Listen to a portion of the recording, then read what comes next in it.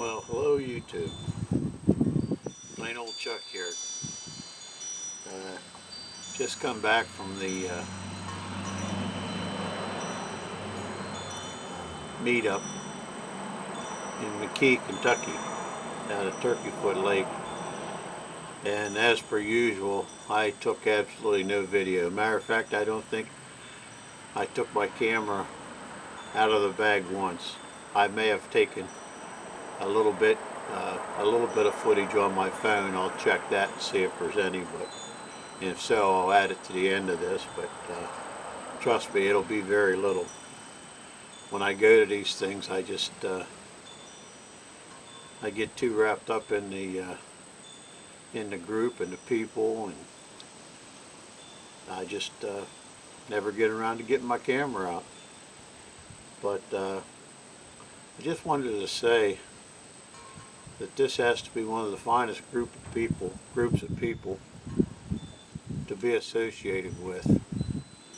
I never seen a bunch of people that's so willing to help and so generous and stuff. Every year I go there, I end up getting stuff that these guys know I can't really repay, you know. But I'm going to do a couple different videos showing off some of the stuff that I acquired down there, because I can't do it all in one, of course. But we'll start with a nice growler that I got from Robert Hall. He's the one that kind of sponsors the thing and gets it all together and does all the work behind it. And I want to thank him for that, because it makes for a really fun weekend for us guys. You know, we travel, a lot of us travel a good bit to get there, and when we get there we have nothing to worry about because Rob has it all handled.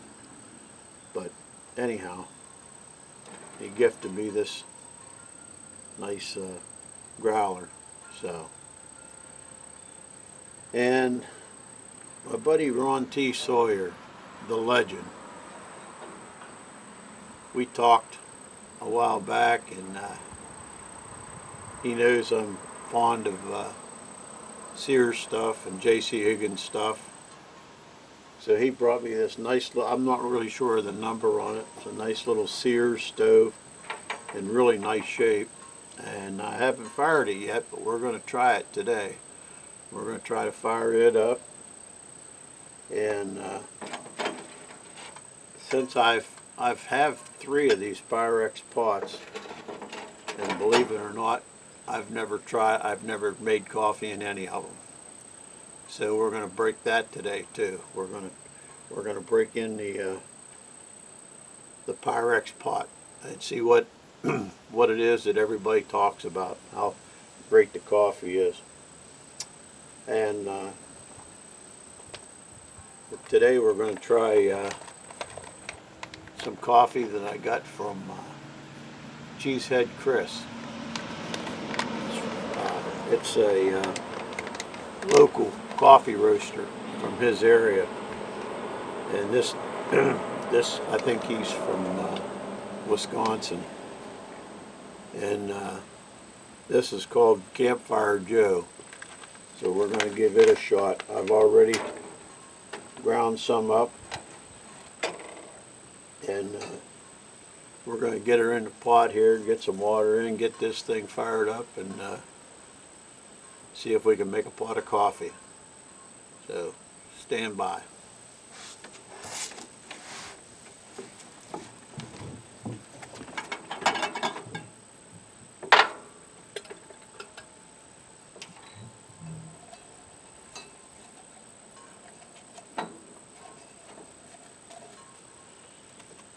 And Ron T, in case you're wondering, I found my filters.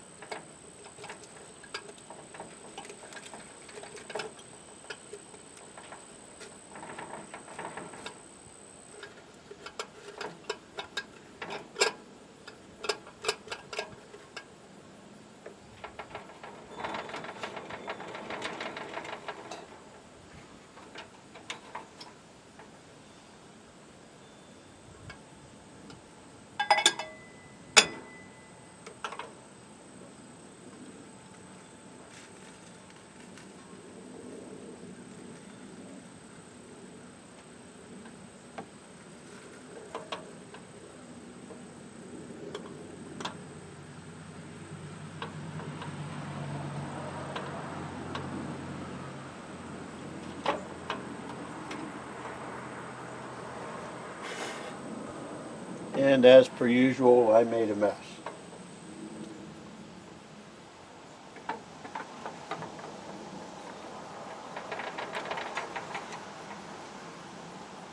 But that's what I do.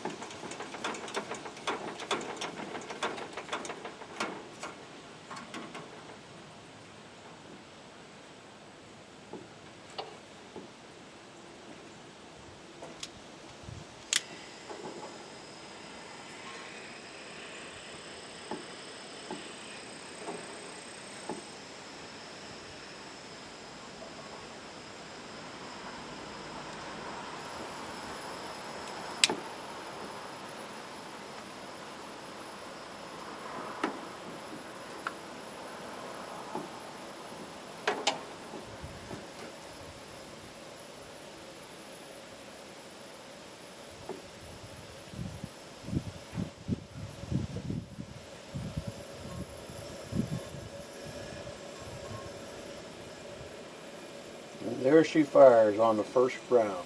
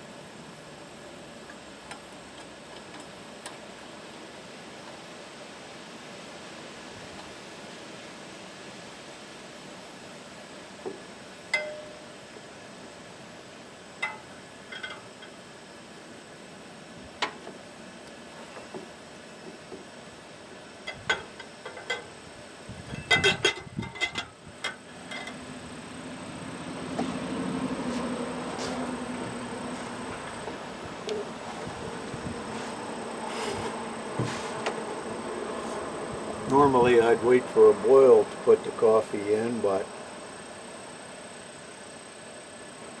since we have other things to talk about, we'll just put it in now so I don't skip that process.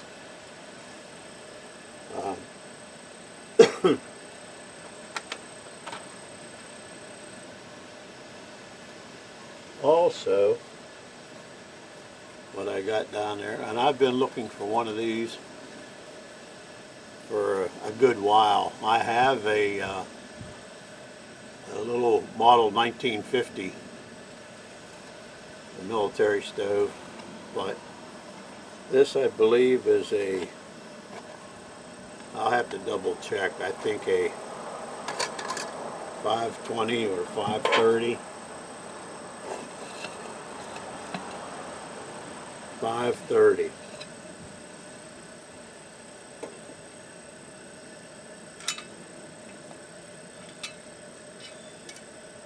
In exquisite shape, fantastic condition.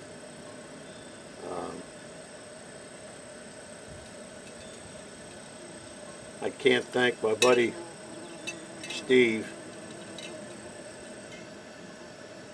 enough for getting this for me. Like I say, I've been looking for one for a good while. I was going to make my coffee on it today, but I'm told that most of these military stoves are made for simply boiling water. There's not a whole lot of simmer to them. So I didn't really want to try it out on my Pyrex plot first time I tried it. But it fires right up and burns like a champ. What a beautiful specimen.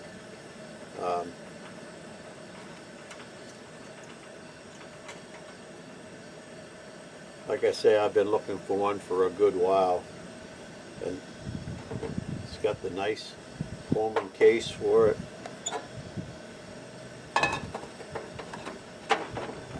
I couldn't believe he actually gifted that to me. In some areas, I guess they're available. This area, I see very, very few of them. And I was really surprised that it just, I mean, first pop, well, first, I have to take that back. First time we fired it, I made Robert do it down at the outing, down at the to meetup, because I had done the military stoves before, but they're all a little different and they all have their little quirks. But this one fired right up, had no problem. I came home and repeated the process a couple times, and it just works phenomenal. And boy, she's a ripper too. So I wanted to thank Steve again for that. That was really a surprise. I can't believe, like I say, the generosity of these people that come to these meets and are willing to share not only some of their finds, but their knowledge. I mean, there's always somebody there. You never go without learning something. I learned a little bit more about ridge lines and stuff. Friend Gary set us up with a pre-made ridge line, no knot knit ridge line that works great. At least it did down there. I haven't tried it here at home yet, but I will. And, there's just so many things. My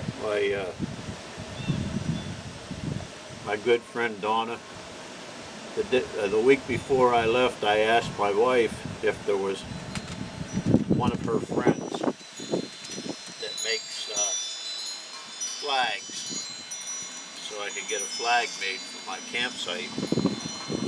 And lo and behold, I show up down there, and the first one to come up to me is Donna, and she gives me a flag she had made for me. It'll be on a later video. I'll show it. I'm going to make a rack for it or something.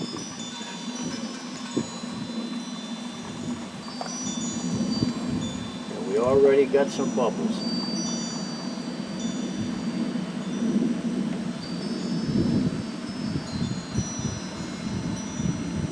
So the little stove's doing its job. I think this Sears may get a total renovation. It's in really great shape, and I really hate to redo it. But it was originally blue, and someone did a very, very good job of painting it. But I think I may be a winter project. I may redo it to its original color and stuff. It is just a great little stove. I just like the lines of it. It's got the rounded corners and stuff. And can't thank Ron enough either. Well, like I say, I got several more things to show, but I'm not going to show them all here today. We're just going to concentrate on getting his coffee, and there goes a bird. So yesterday, was it yesterday or maybe day before, I go to the mail, and I had sent a friend of mine, Brian, at Poverty Hills Adventures, I think, as a gag gift, a couple of lures, a giant musky lure,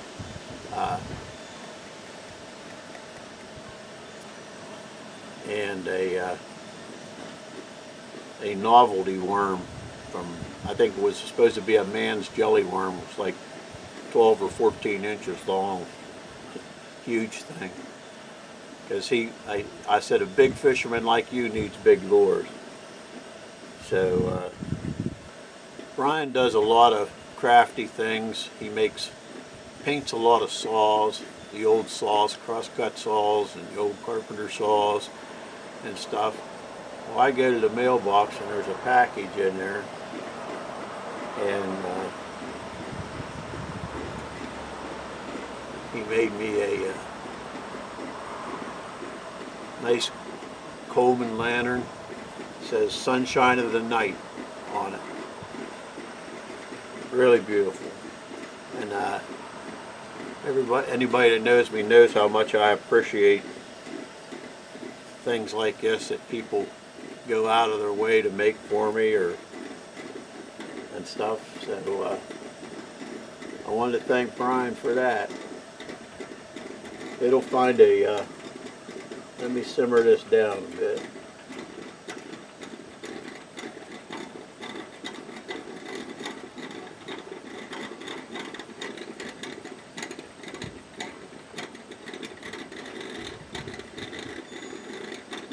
It'll find a prominent place on my wall, believe me, either in my shop or in my room.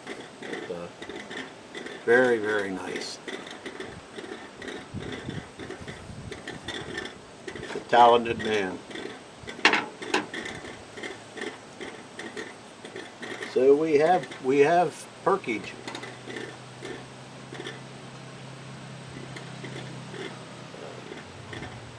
Other thing I wanted to mention was about these meetups that we have. I usually go to at least 3 of them, and they're all 3 like in Kentucky, which is about a 6-hour drive for me, but I just have so much fun I can't resist it.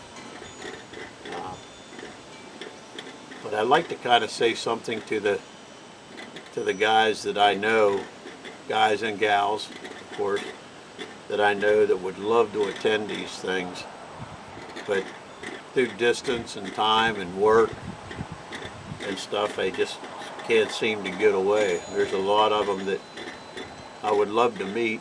I would love to see there and meet, but and maybe someday. I met a few this year that I've known forever on YouTube, but had never met in person. Cheesehead Chris, for one. Just people that Steve Winkleman drove all the way from, I believe he's out in Oregon somewhere or something, but they combined their whole family vacation traveling across the country and ended up in Kentucky for the weekend of the thing, which was fantastic. So there was quite a few there, and quite a few that I was hoping would make it that couldn't quite make it. Had different problems. You know, life gets in the way sometimes, but there's a lot of people that are just, the distance is just too much. So I'd like to give a shout out to them and hope that maybe one day, maybe in the spring, we have one in the spring, 2 in the spring really, and 1 in the fall, and hopefully some of these guys will be able to get away and get down there before they're like me and they're just, I'm getting to the age now where the trips kind of wear me out a little bit, but still worth it. So we're going to let this perk a couple of minutes, and I'll get back to you.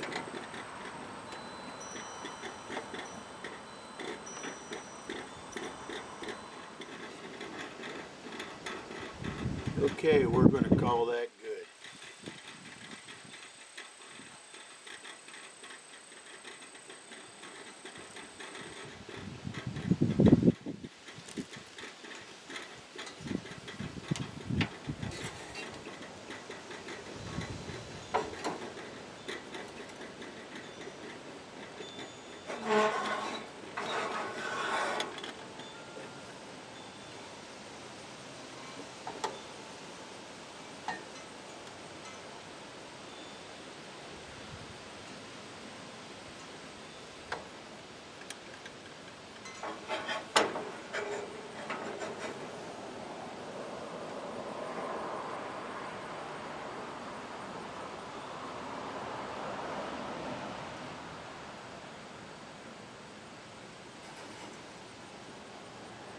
And the good thing about this is I made like 5 cups of coffee, so I can empty the water out of my growler, and I believe it's insulated, which I'm sure it is. Yep. And put my hot coffee in there and have a cup for later. That'll work out perfect.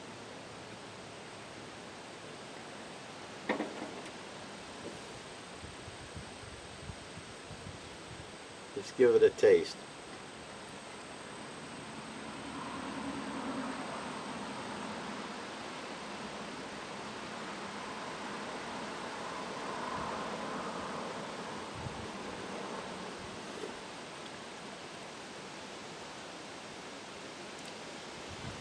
I should listen to Robert, and put a couple ice cubes in that. We can cool her down a little bit.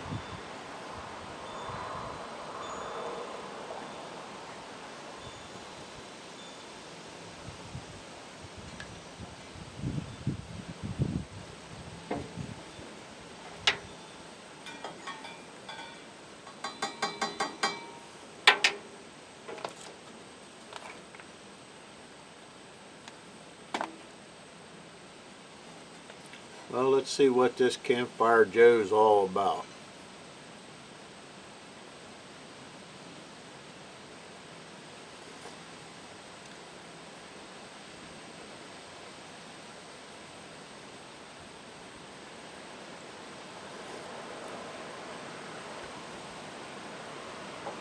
Very smooth.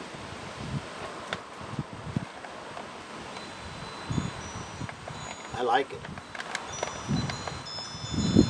Very few coffees I don't like. There's a couple, not very many. But I'll tell you what, that's one smooth coffee. I'm going to sit here and enjoy this, fill up my growler, and clean up my mess, and see what we can get into for the rest of the day. Beautiful morning here in Ohio. It's supposed to be some rain coming in later. I finally got all my tents and stuff put away from the trip, so I got pretty much a relaxing day today. So we'll talk to y'all later. Y'all be kind to one another. We'll catch you on the next one.